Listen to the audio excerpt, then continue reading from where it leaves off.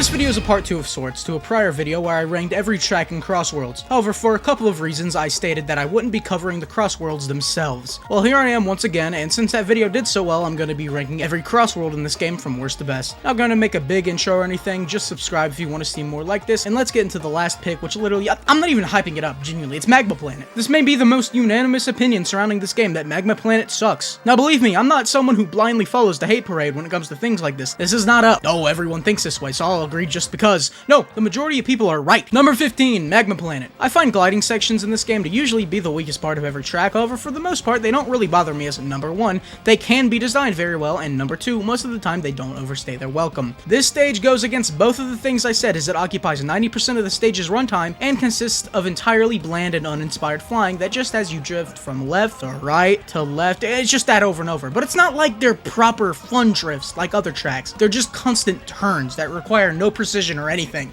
It's totally brain dead. Now there is a bit where you can access down below on a normal car, but I'm pretty sure it's slower, and also it doesn't matter because it's also mind-numbing. Terrible stage. It's the only stage, Crossworld, whatever in this game, that I would actually put in F tier. And it's made worse by the fact that I feel like I get it so much. I don't know if there is a higher chance of you getting this Crossworld, so I won't say it is, but it definitely feels like it. Let's finally get onto our next track now. Number 14, White Cave. While I wouldn't say it's necessarily a bad stage, White Cave is easily the most uninteresting stage in this entire game in my opinion. The turns you take aren't interesting, the set pieces are boring, and the skips are nothing memorable at all. This tunnel bit could have been interesting, but it's really not. The only part of the stage I like is this bit near the end where you get to catch some air with these dirt mounds and do some tricks. Everything else is painfully boring, nothing burger stage. Number 13, Hidden World. This is where Crossworlds get pretty alright. Hidden World is what Magma Planet should have been. A better balance between land and sky, a flying section that at least does something. Hidden World may not be stellar, but it does have some fun ideas. This small drift section with rings scattered on the floor is the one that speaks to me. Not that it's crazy, but rarely do they shower us with rings like this. It feels good. This ending section feels a little awkward to traverse, but I kinda like that about it. It feels different. But aside from that, I don't got much to say. Number 12. Sky Road. I thought this one was pretty whatever initially, but I've seen my ways, and while this isn't a standout track per se, it's still a fun time. Sky Road is a returning track from Team Sonic Racing, not that anyone would care, because, you know, Team Sonic Racing. The opening glider section is whatever, but everything afterwards is pretty solid. The main path offers some fun to be had, but where the stage really shines is in its shortcuts. Two let God take the wheel moments where you steer off course and then cut a hard drift, one that must be cut by taking your foot off the pedal. If you didn't see my last video, I noted that certain stages have drifts where if you want to nail them, you'll actually have to stop accelerating and just drift for a second. A small layer of challenge that I thoroughly enjoy. This stage has these, and it's a big factor on why I like it. Solid stage. Number 11, Galactic Parade. A decent little track that I don't have much to say about. It's a stage that doesn't really have any standout moments. There's no bit that really sticks in my mind.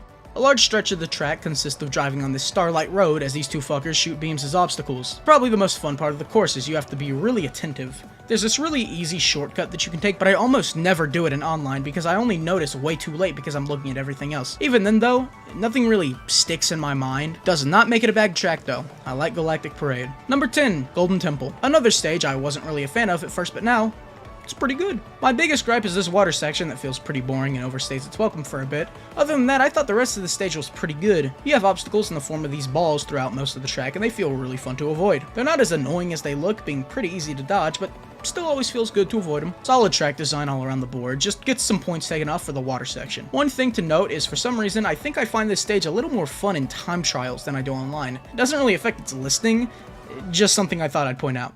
Number 9, Holoska. I don't give a fuck. This is a good one. The stage opens up with a field of these crystal obstacles, making it a little hard to traverse as you aren't given a ton of space to weave around them. This place can be really difficult sometimes and online if a lot of racers are near you, but that only makes it more fun to avoid in my opinion. This stage also has ice physics, something I find to be quite fun actually. If anything, I wish they were used a bit more. I don't really feel like there's a big skill check moment like in Blizzard Valley. You've got yourself a nice water section with a glider section above acting as the top route, and the ending consists of a few turns and a cool automated bit where you slam through these icicles.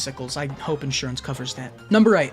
Digital Circuit. The main thing to note about this stage is that I like the way that drifts and turns are handled here. Turns are often more sharp here, leading to quicker drifts that don't easily allow you to get a full charge. Now, while this may seem like a negative, it's not. This increases the skill ceiling for one as it forces you to get creative. The thing is, you still can pull off a level 3 charge, it just may take a bit of maneuvering. And it's also a nice little change of pace that makes the level stand out a bit more in my mind. You get a glider section about midway through that's pretty simple, but it barely takes up any times and the lasers are good fun to avoid. Number 7, Steampunk City. An original locale and a pretty cool one at that. Steampunk City, yeah, that's exactly what it is, and while I was about to get mad that the name wasn't something more unique, then I realized that the first level of the series is called Green Hill, so never mind, I'll shut up. This stage is very fun though. It's got a very fun shortcut near the start with a drift that's harder than it looks but still feels amazing nonetheless. Tons of industrial motifs all around. You've got your trains, hydraulic presses, the patented Industrial Revolution smoke. It's got it all. You've got some really fun turns later on in the stage and a fun glider section to bookend it. I really hope we get some locations like this in the next mainline game. It'd be a big breath of fresh air. Number 6,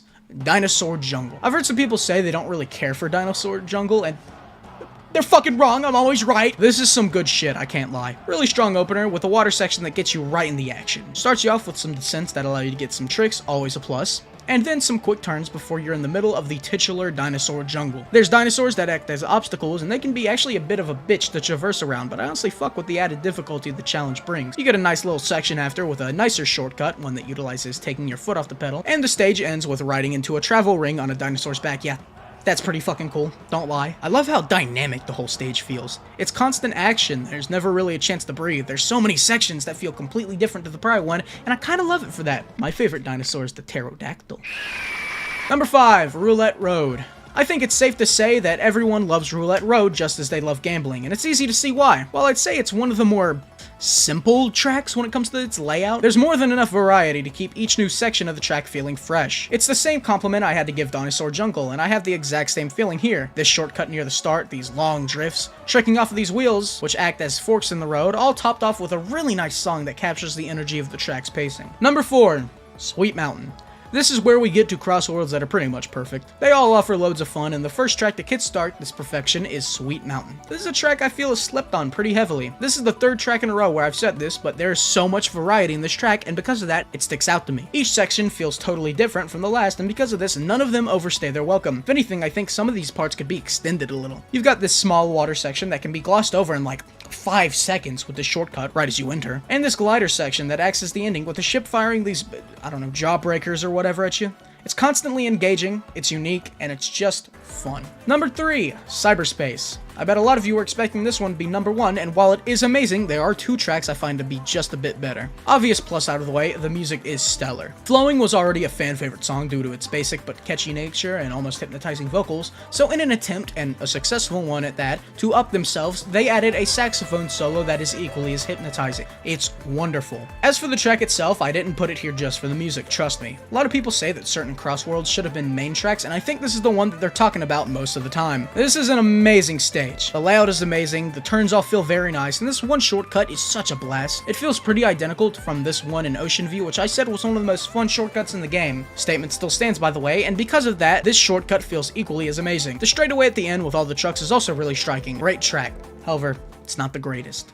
Number 2, Kraken Bay. Talk about growing on me. I used to hate this stage during the open beta, but the reason why can be easily described. It was a skill issue. Kraken Bay is likely one of, if not the hardest stage in the entire game. The Dark Souls of Sonic, if you will. Anybody? No? Okay. It's got some challenge to it. It's not a walk in the park. There's tons of obstacles in your way that can mess you up if you're not being careful, but you also can't be too careful in a way that you slow down. So you're constantly balancing risk and reward. Take this one bit for example. They dangle these dash pads right in front of you, but you have a pretty strict window of time to hit them as a tentacle floats above waiting to slam down. Sometimes you straight up cannot take the dash pad, but you always want to. A mistake I and many other people do is that, I don't know, maybe I could take it, maybe I'd make it. If you think you could take it, you can't. You need to go in that shit with 100% confidence or you will get hit. Trust. It's best to just stay safe and avoid them sometimes. There's also this whole other water section down below that's really fun, topped off with this ending glider section, which is probably the best in the game. Good challenge, good risk and reward, and the best thing about it is that the song is seemingly always timed with the start of the glider section, and it is so striking. I adore it so damn much. But there's one track I adore even more. Number 1, Dragon Road. Incredible stage. This is not only the best Crossworld, but possibly the best track in the entire game, I can't lie. If not, it's definitely a top 3. You can tell the dev team loved Unleashed. They made 4 tracks in the game and made one of them the best in the game just for the hell of it. We start off with my favorite trope in Crossworld tracks, the analog stick assault. We start off with a big descent that allows us to get as many tricks as possible, which will always be fun. Then we get some big drifts adjacent to Roulette Road, and these huge drifts will also always be fun. After this, we're given the best water section in the entire game, bar none. The layout is great, and the obstacles, being these fireballs that rain down from Gaia Phoenix, or whatever it's called, are equally as great, being super fun to avoid. But the thing that sets this water section apart is its use of the jump. You probably know this, but drifting on the water actually makes you jump. This is something I feel the track designers sort of overlooked. There are parts in other water sections where the act of jumping is actually helpful, but it's mainly just used as a speed boost and not as an actual jump. Here, the jump can be used to take shortcuts and jump over obstacles. Something so simple, but it feels amazing, and its biggest utilization can be seen near the end of the section. There's a fork in the road, but one path will be blocked at a time. If the path you're headed to happens to be blocked off by the time you're about to cross, you can, with some decent timing, jump over the wall of fire and press on like nothing happened. Amazing. Then we end with 2 more big drifts, pretty identical to the ones near the start, and another big trick session. Amazing. Dragon Road, such a good stage. I hope you guys enjoyed. Don't take this too seriously, as most rankings are arbitrary and most of these stages are really good anyways. I'm not gonna groan when getting most of these tracks, the sole exception being Magma Planet. Fuck that stage. These stages are some good shit. This is real quality. If you want to support me, you can find my Patreon linked in the description and become a patron for as low as $2.50 a month. See y'all next time. Peace.